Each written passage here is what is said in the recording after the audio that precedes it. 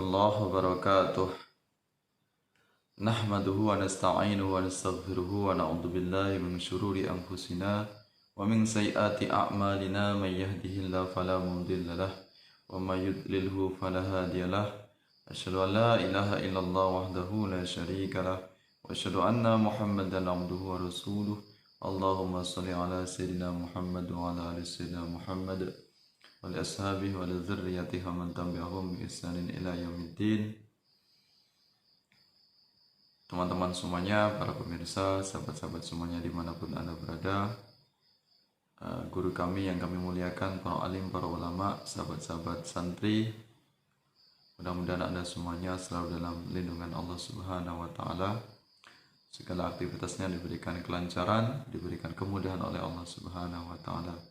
Mudah-mudahan kita semuanya ditetapkan iman dan Islam, diberikan keistiqomahan dalam melaksanakan perintah Allah Subhanahu wa Ta'ala, dan tentunya kita tetap setia, tetap berpegang teguh kepada ajaran Ahlus Sunnah wal Jamaah. Amin ya rabbal alamin.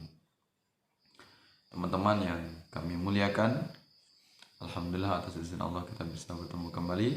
Saya ucapkan terima kasih, matur nuwun, ribuan terima kasih yang sebanyak-banyaknya yang sudah berkunjung di channel ini, di majelis ini, baik sahabat-sahabat yang lama maupun sahabat yang baru berkunjung. Mudah-mudahan segala kebaikan Anda semuanya diberikan pahala yang berlipat ganda oleh Allah Subhanahu wa Ta'ala.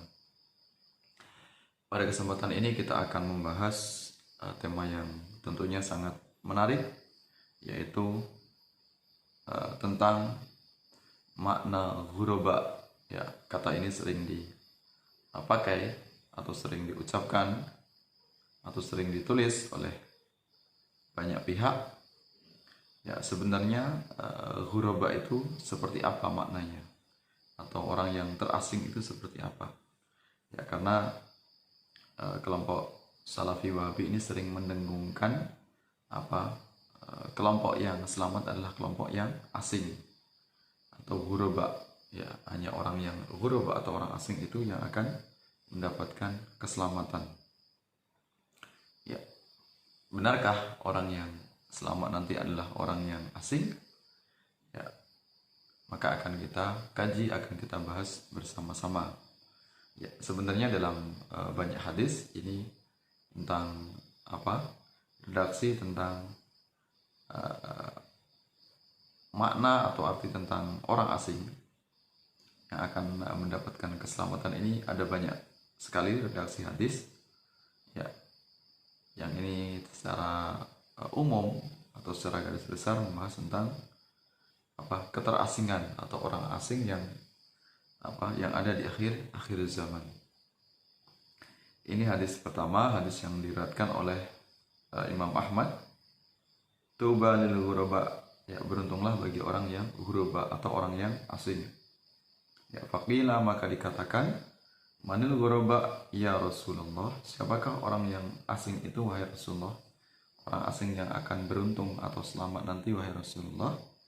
Qala, apa yang dikatakan oleh Rasulullah? Rasulullah bersabda, unasun salihun, yaitu orang yang saleh. Fi unasi sau'in, yaitu berada di antara manusia yang yang buruk, kasir, yang banyak sekali. Ya, mayyasihim, orang yang mendurhakainya, aksaru, lebih banyak, mimman yuti'uhum, dari orang yang mematuhinya atau mentaatinya. Nah, ini hadis redaksi yang pertama tentang beruntungnya orang-orang yang asing, orang yang soleh yang hidup di antara atau di tengah-tengah orang yang memiliki akhlak yang buruk atau orang yang durhaka, sehingga dia banyak diabaikan oleh manusia. Lebih banyak orang yang mengingkarinya, tidak mau patuh dengan apa yang diucapkannya, sehingga banyak orang yang tidak mau melaksanakan apa yang dia sampaikan. Nah, inilah yang akan mendapatkan keberuntungan sebagaimana sabda Rasulullah.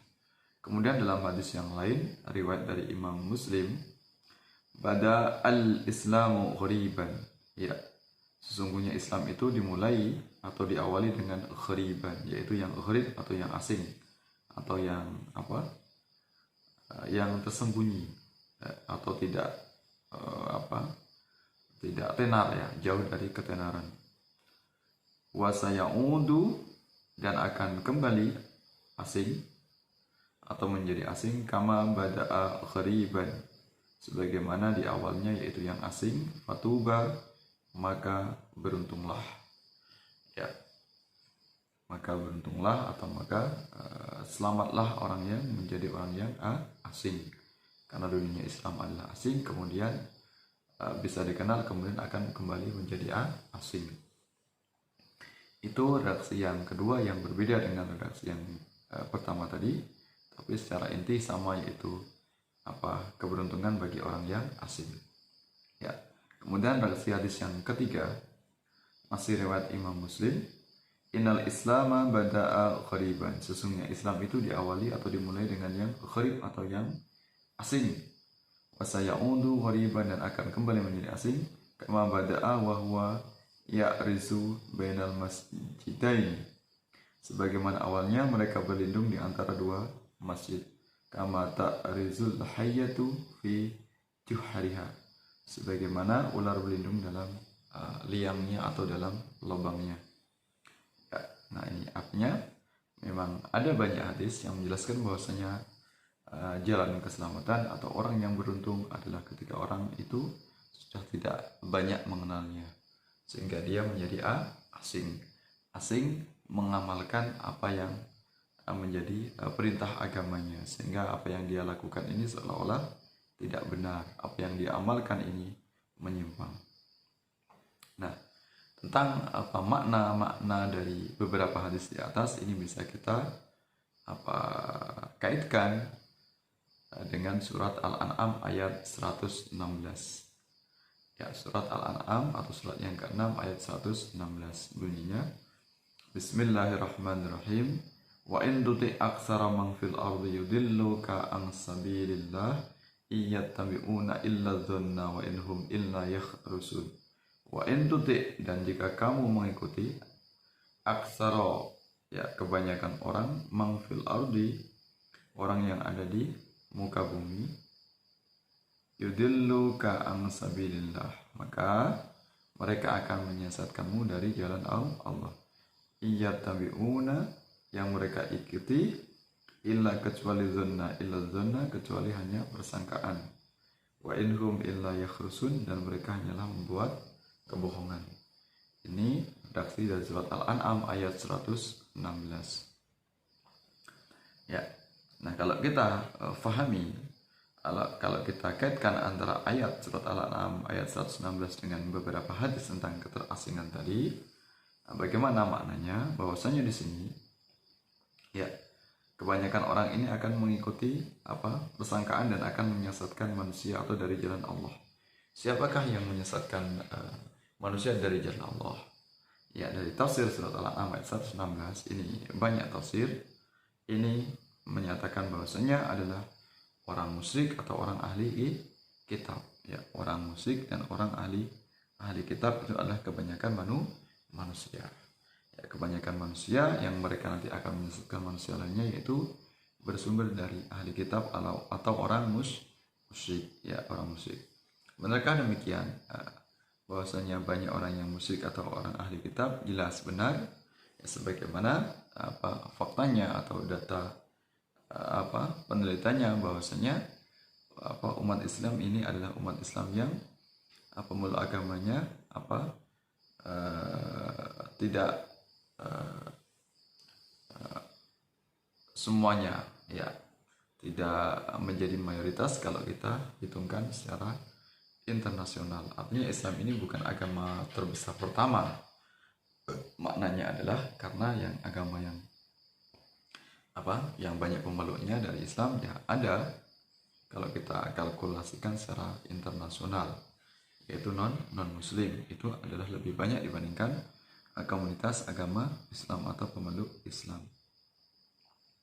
Nah, jadi kalau kita kaitkan bahwasanya manusia di seluruh muka bumi ini adalah mayoritas adalah orang non muslim ya, walaupun Islam ini mayoritas di Indonesia, tapi kalau kita rinci secara global bahwasanya agama Islam bukan agama terbesar di seluruh dunia, karena ada agama lain yang lebih banyak pemeluknya daripada agama Islam.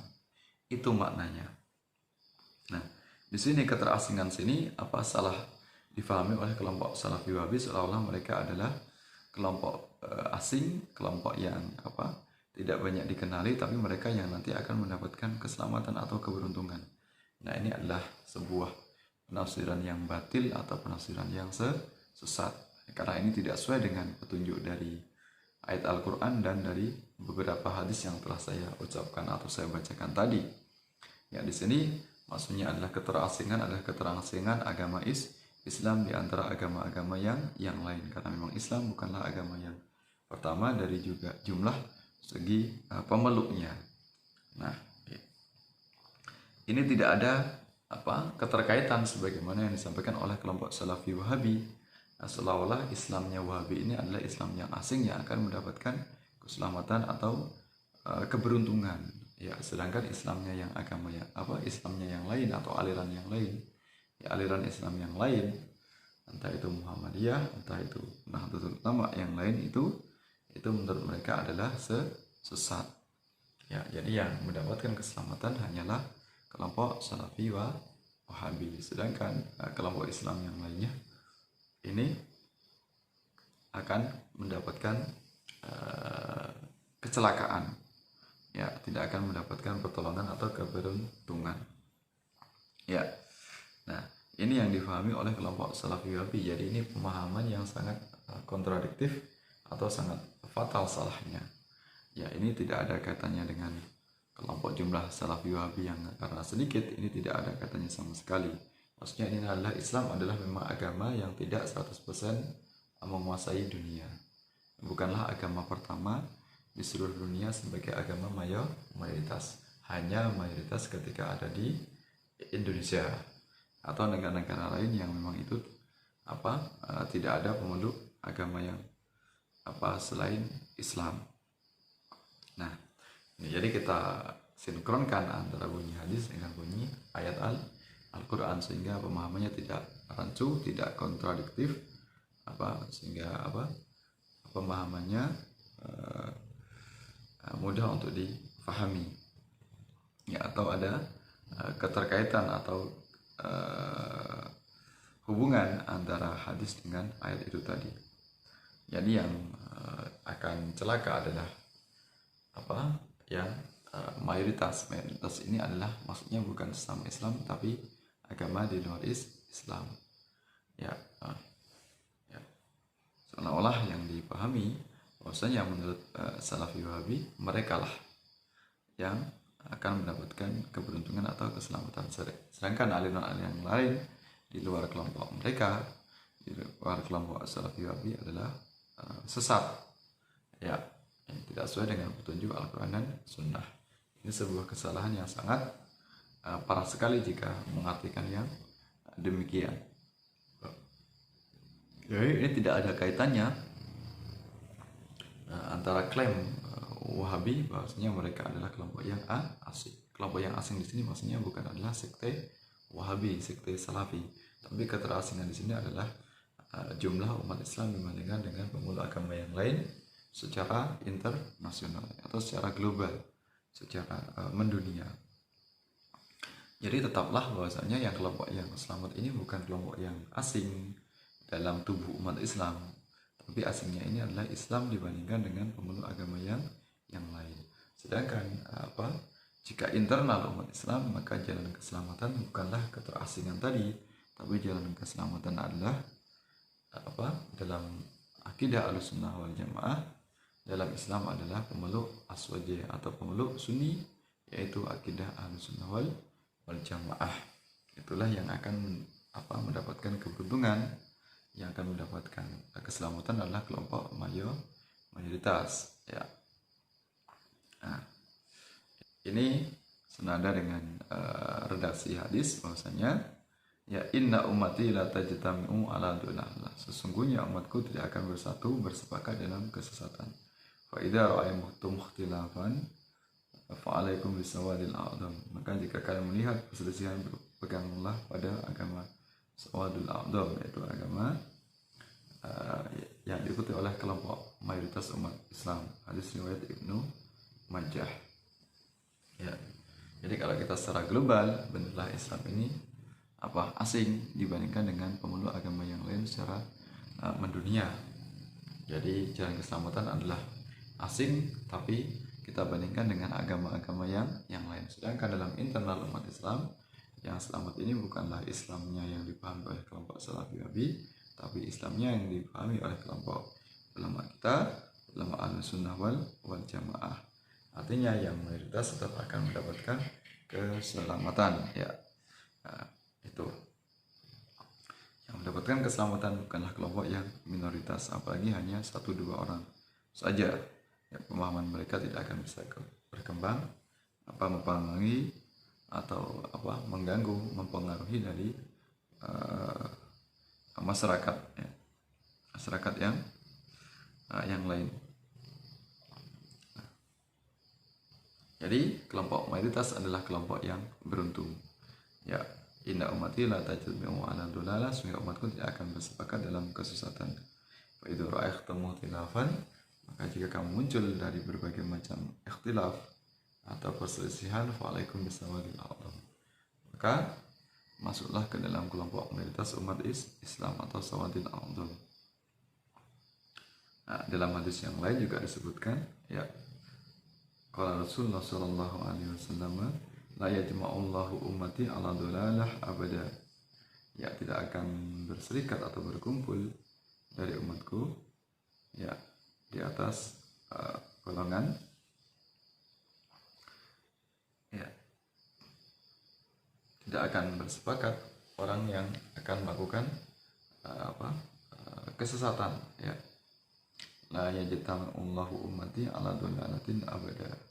Ya, tidak akan bersepakat, ya, atau tidak akan berkumpul atau tidak akan mengumpulkan umatku ala dolalati abadan, yaitu dalam kesesatan yang selama-lamanya. Wa yadullah al jamaah, dan tangan Allah berada di tangan jamaah. Kaza fatimi usawadul a'zam, maka ikutilah kelompok mayoritas umat Islam sawadul a'zam. Fa innahu masyadda finnar, maka barang siapa sesungguhnya, ya, mengecilkan diri, ya,